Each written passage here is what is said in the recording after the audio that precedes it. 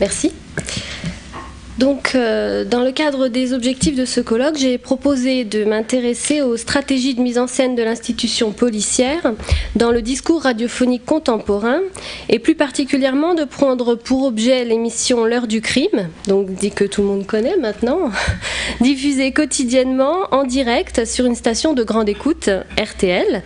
Cette émission s'intéresse aux faits divers, aux grandes affaires contemporaines ou plus anciennes qui ont passionné les médias et donc les Français. J'ai choisi de m'intéresser à l'émission diffusée le 8 mars 2012 parce que celle-ci, justement, a été diffusée depuis les locaux même du 36 quai des Orfèvres. Mon objectif est de montrer que cette émission participe du renouvellement et de la diffusion de l'imaginaire mythique. Alors, comment fait-on ? Voilà. Mon objectif est de montrer donc que cette émission participe du renouvellement et de la diffusion de l'imaginaire mythique associé à ce lieu par le biais de différents dispositifs techniques, scéniques et discursifs, et que cet entretien du mythe passe par une mise en scène radiophonique de la réalité quotidienne du travail policier. Il s'agit de montrer que le traitement médiatique de ce lieu et des pratiques policières proposées dans cette émission contribuent à nourrir le mythe par la mise en scène du réel. Donc, dans un premier temps, je situerai brièvement le cadre théorique qui a nourri ce travail, l'analyse du discours médiatique. Dans un second temps, je présenterai mon objet d'analyse de façon à mieux cerner ses propriétés et à problématiser de manière plus fine cette étude. Je proposerai enfin en troisième partie une analyse de cette émission, alors non exhaustive, puisque je me suis restreinte pour cette communication à l'analyse de la séquence introductive de l'émission qui me semble assez emblématique des mouvements, des ramifications et de l'articulation entre l'entretien d'un imaginaire mythique relatif à ce lieu et la tension entre les exigences de vraisemblance, de crédibilité d'une part, et de captation et de dramatisation d'autre part, qui traversent le discours médiatique.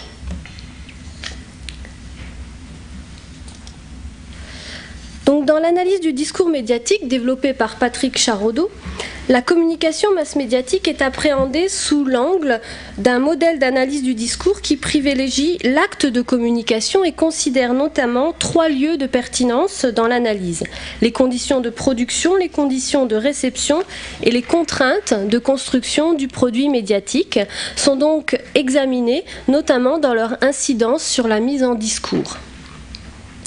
L'instance de production procède à la mise en discours de l'événement par le biais de 3 principales activités: la thématisation, le traitement discursif et la mise en scène. L'activité de thématisation consiste, je cite Charodeau, à sélectionner l'événement médiatique en fonction de son potentiel d'actualité, de socialité et d'imprévisibilité. Fin de citation. Le traitement discursif se trouve pris dans la contradiction entre 2 enjeux relatifs au contrat de communication, l'enjeu de crédibilité et l'enjeu de captation. L'activité de mise en scène, quant à elle, dépend, je cite à nouveau Charodeau, de la particularité de chaque support médiatique, radio, presse, télévision, qui permet de mettre en œuvre des dispositifs qui lui sont propres. Fin de citation. L'analyse du discours médiatique tient résolument compte de la spécificité et des contraintes qu'impose le médium. Pour ce qui concerne la radio, celle-ci se médiologise, comme le dit Charodeau, essentiellement autour de la voix, du son, de la musique, du bruit, inscrivant ce média dans une tradition orale, d'autant plus marquée qu'il ne s'accompagne d'aucune image, d'aucune représentation figurée des locuteurs, ni des objets qui produisent ces voix, ces bruits et ces sons.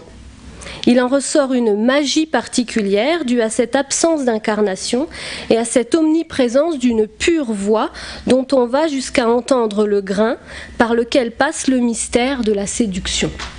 Fin de citation. L'heure du crime est diffusée quotidiennement de 14h à 15h sur la station RTL.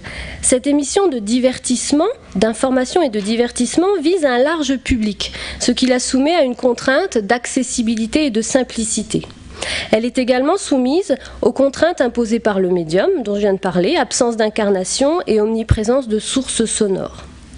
et à une contrainte de propos, bien sûr, relativement à l'univers juridiquement et professionnellement contrôlé qu'elle prend pour objet.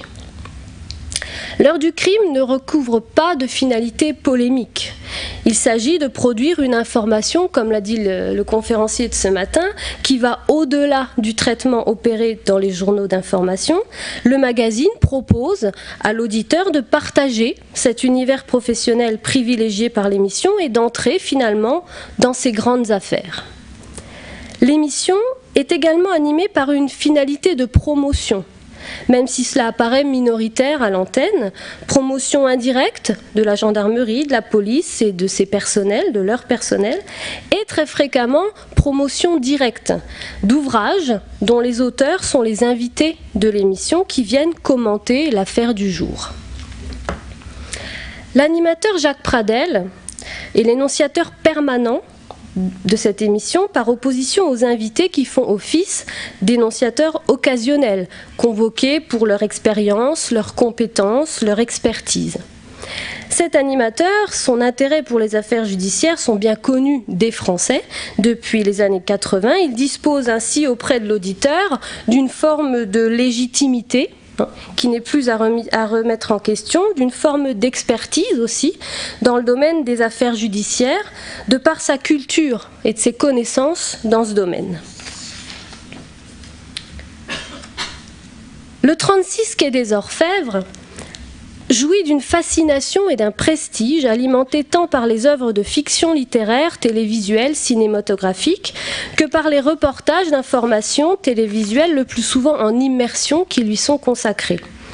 Dans l'imaginaire collectif, le 36 quai des Orfèvres renvoie à des héros de la littérature policière, mais également à une adresse mythique qui symbolise l'ensemble de l'institution, un espace, un sol qu'ont foulé les policiers, mais aussi les victimes et les criminels, plus ou moins connus, plus ou moins médiatisés.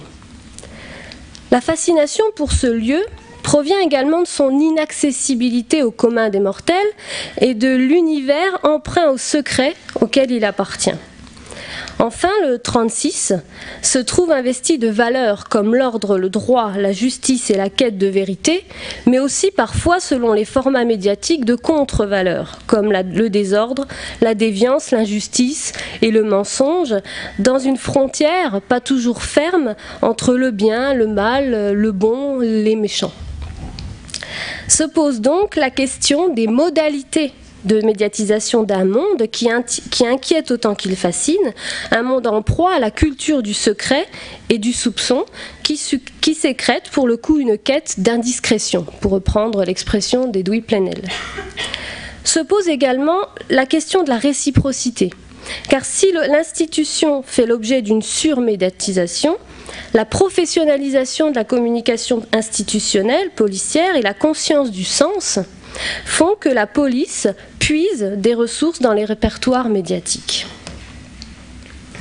Alors comment ce mythe du 36, on peut le réduire à ce numéro, à cette adresse, emprunte-t-il le discours radiophonique? Et réciproquement, comment le discours radiophonique retravaille-t-il le mythe? Considérant que le 36 quai des Orfèvres est le produit d'une industrie de fiction transmédiatique et revêt donc une part d'imaginaire, on postule ici que les spécificités du dispositif médiatique proposé par l'émission L'heure du crime donnent corps à ce mythe, notamment par le biais d'effets de dramatisation et de fictionnalisation du réel qui, loin de nuire au prestige du 36 quai des Orfèvres, servent la fascination dont cette adresse fait l'objet et au-delà, la communication d'une institution en lutte, je cite Michael Meyer, en lutte constante pour la reconnaissance et la justification du travail de la police moderne.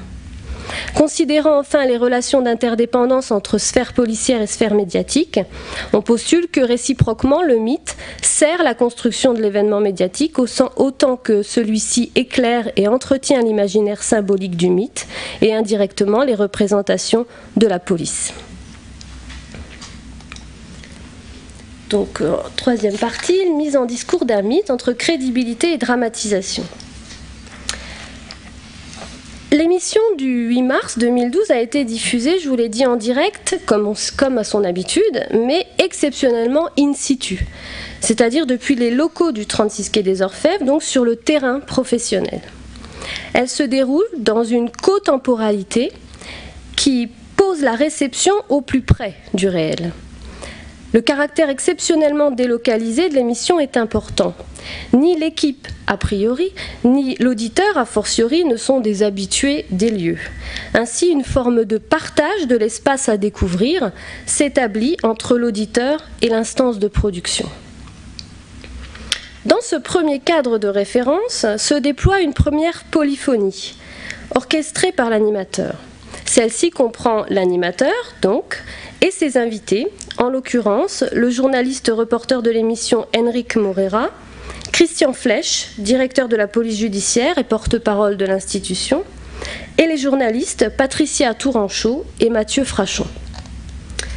Ce dispositif de cotemporalité est enrichi par un ensemble de séquences enchâssées qui prennent la forme de reportages et d'archives sonores.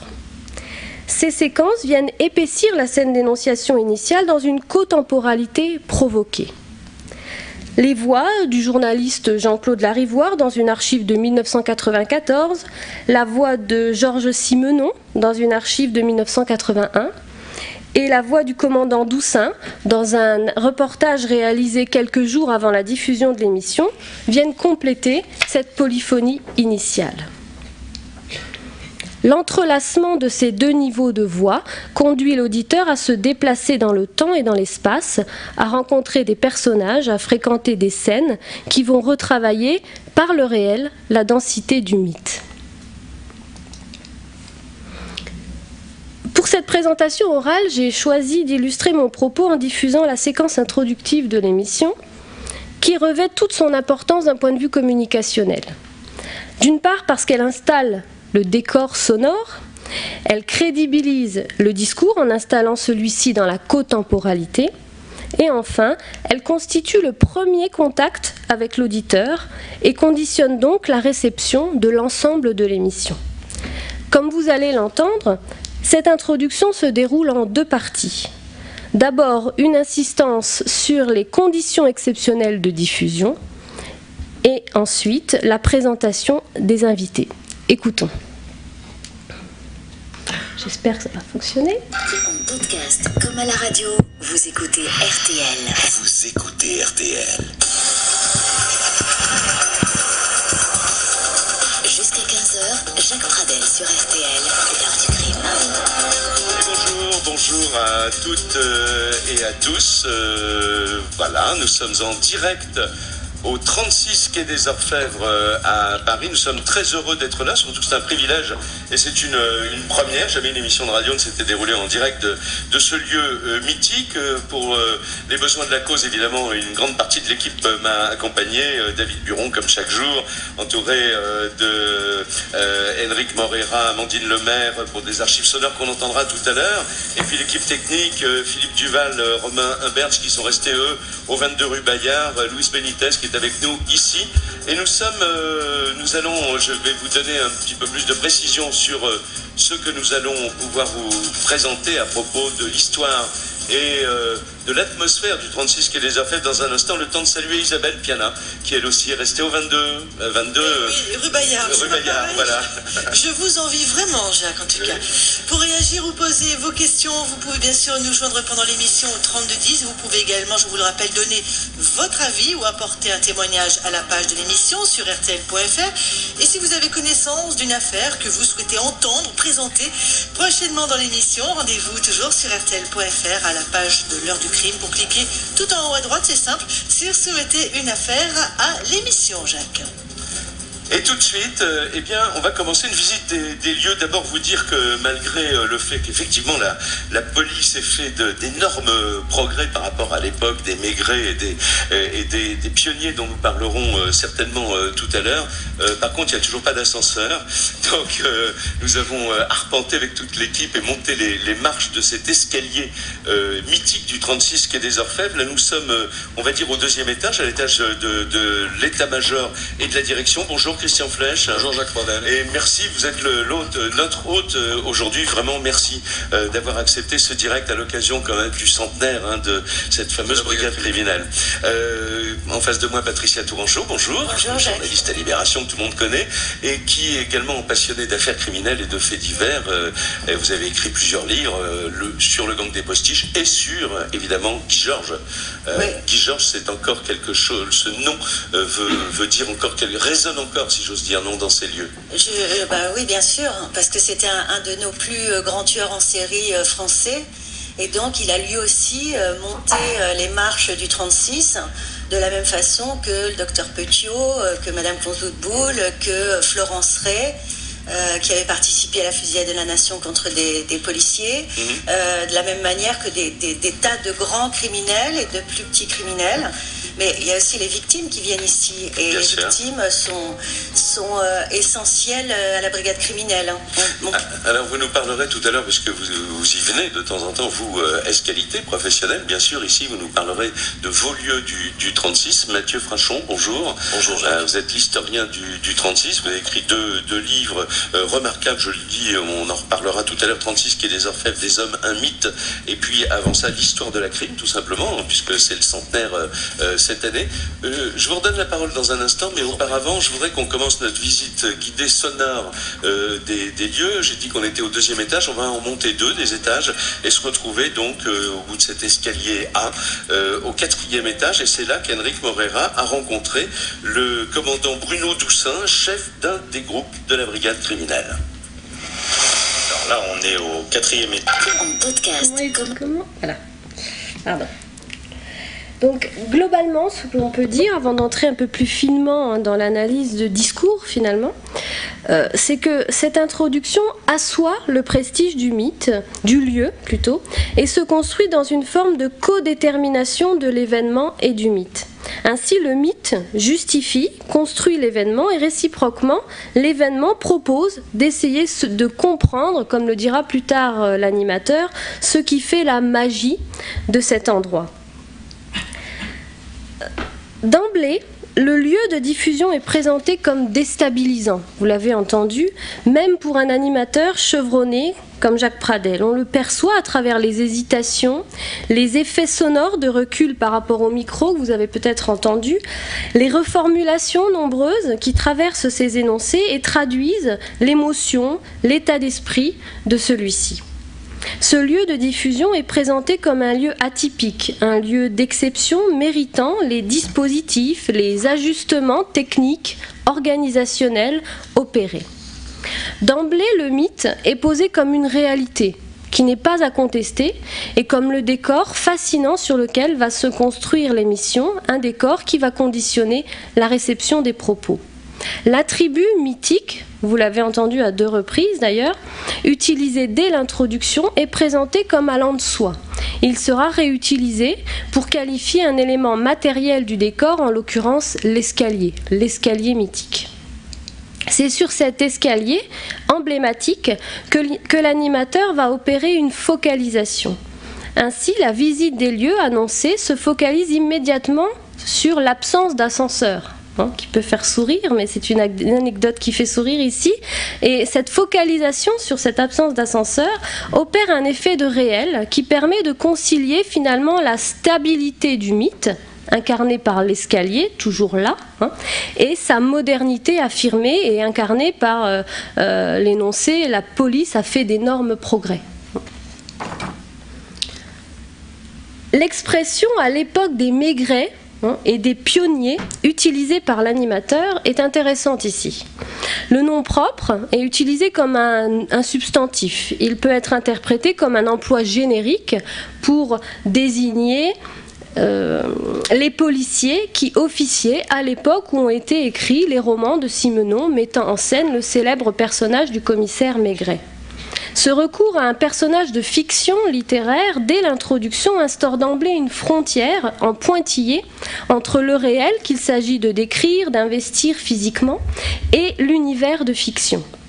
Cette référence fait écho d'ailleurs à l'archive sonore diffusée plus tard dans l'émission et qui propose à l'auditeur d'écouter Georges Simenon lui-même racontant les fondements réels du personnage emblématique de son œuvre. Donc un Simenon défictionnalisant son personnage. Dans la deuxième partie de cette introduction, vous l'avez entendu, l'intervention de Patricia Touranchot va permettre de compléter la galerie des portraits amorcés par l'animateur, par l'expression dont on a parlé précédemment, mais cette fois du côté des grands criminels, comme elle les appelle d'ailleurs elle-même. Guy Georges, le docteur Petiot, Marie-Elisabeth Consboutboul, Florence Ray, sont présentés comme des personnages, ayant fréquenté cette scène du 36, des personnages qui ont fait eux aussi l'histoire et la mythologie de ce lieu. Ces personnages, absents de la scène d'énonciation, vont être simplement mentionnés dans une énumération, mais dans une intrication forte avec la matérialité du lieu. On parle de la montée des marches, eux aussi ont monté les marches, pas du Festival de Cannes, mais du 36 quai des Orfèvres.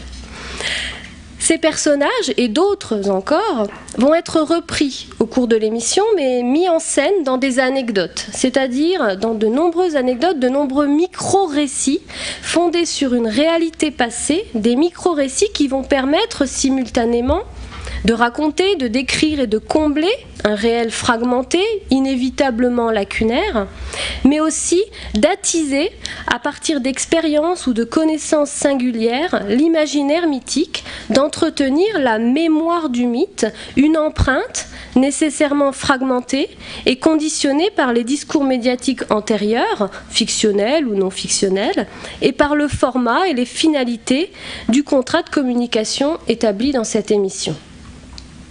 Ces micro-récits vont revêtir une portée emblématique. Ce sera le cas, par exemple, pour une anecdote où c'est Mathieu Frachon qui évoque la mise sur écoute d'une charcuterie dans l'affaire Consboutboul. Mais cette anecdote va permettre de souligner, à travers une pratique professionnelle courante, la mise sur écoute d'un lieu, la ténacité, le sérieux, l'intelligence, la finesse des enquêteurs, leur capacité à recouper les informations. Pour l'instance de réception, pour l'auditeur, ces anecdotes sont autant d'informations, de secrets partagés qui stimulent l'attention.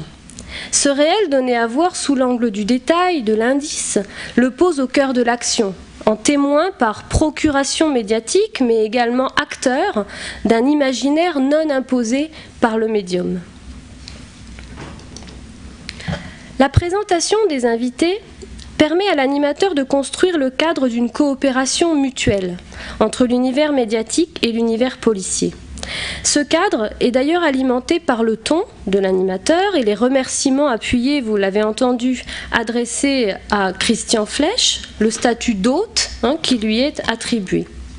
Les autres invités, Patricia Touranchot, Mathieu Frachon, sont également valorisés dans le cadre du statut d'expert qui leur est attribué. Les participants évoluent donc dans un cadre de coopération qui va traverser l'émission dans sa globalité et qui est le signe d'une reconnaissance mutuelle du statut des différents participants. En outre, par leur expertise, ceux-ci vont permettre de valoriser l'événement médiatique, mais également de valoriser le mythe, qui va bénéficier de la complémentarité circonstanciée, singulière, des domaines de compétences représentés.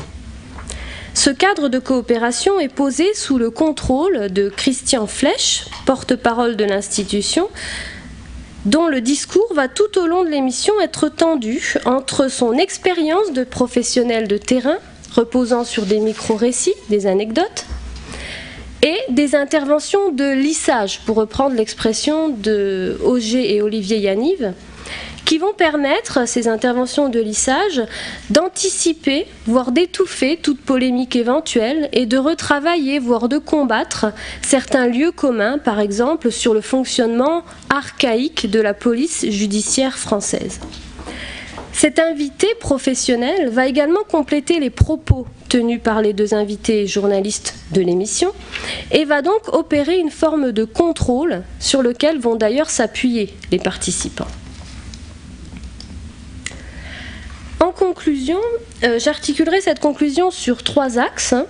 La force du mythe, la force des mythes, la force du magazine d'information et de divertissement fondé sur le récit et le pouvoir figuratif du langage radiophonique.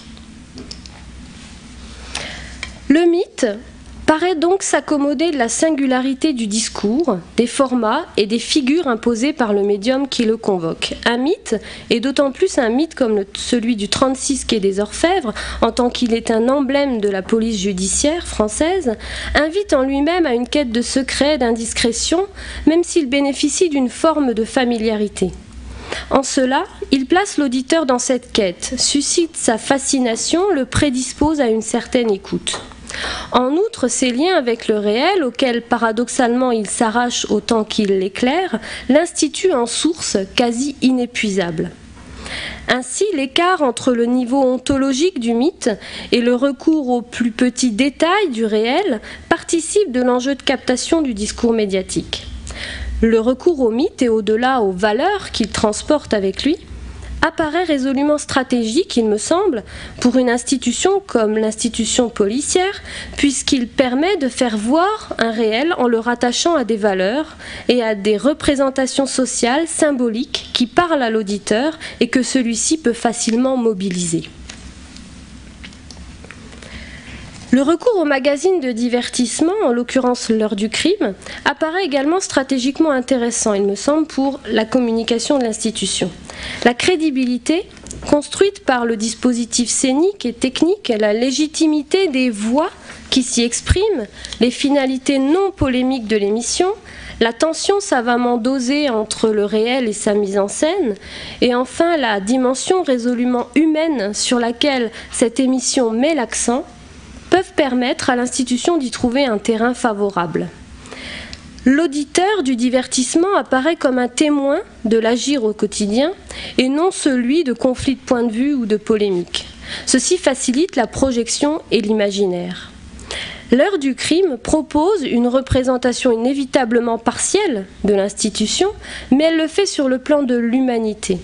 Rapport très particulier entre instance médiatique et récepteur, cotemporalité, réduction de la distance, pouvoir de suggestion, d'évocation, logique juxtapositive, sont autant de caractéristiques qui font de la radio un média performant et utile à une communication policière pourtant rationalisée et hyper contrôlée.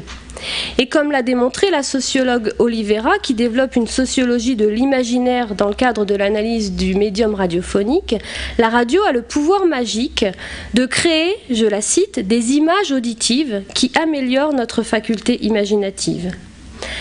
Fin de citation. Ainsi, elle souligne, je la cite à nouveau, que le langage radiophonique porte à construire lui-même des figurations de la réalité avec la précision de la trace du peintre ou l'exactitude mécanique de l'œil d'une caméra. Fin de citation. Ainsi, en tant qu'image acoustique, la radio anime l'imagination, stimule la participation de l'auditeur, intervient dans le processus de transformation symbolique du réel et dans la création d'un espace de partage entre l'institution et le citoyen. Je vous remercie de votre attention.